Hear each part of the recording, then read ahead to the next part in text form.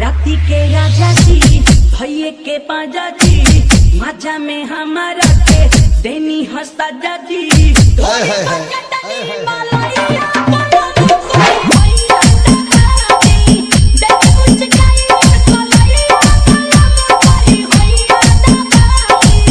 राती के राजा जी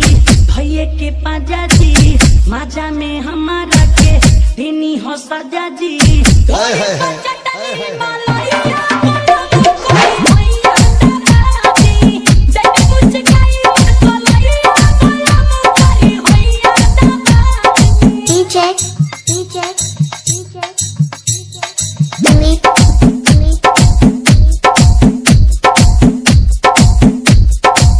रहे पहले का रात हो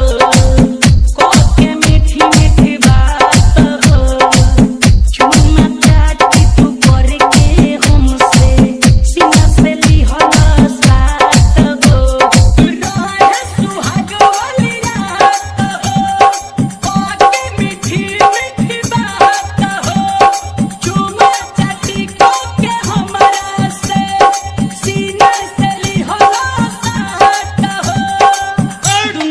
जोड़नी बाबू न छोड़नी तीन कट्ठा खेत के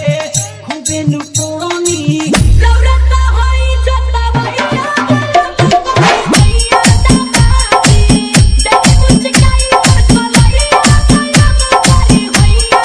दादी राती के राजा जी भैये के पाजा जी मजा में हमारा के देनी हो सजा जी थोड़ी पचटनी मलैया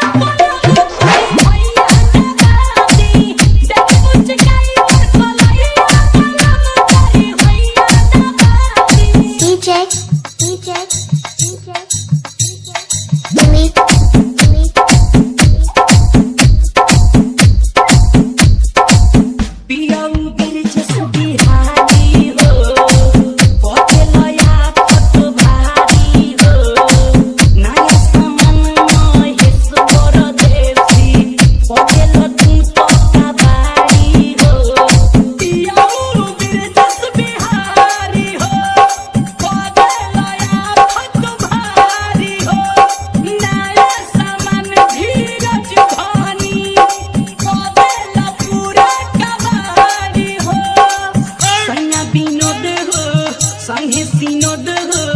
ना कोई ताहारा से कभो विरोध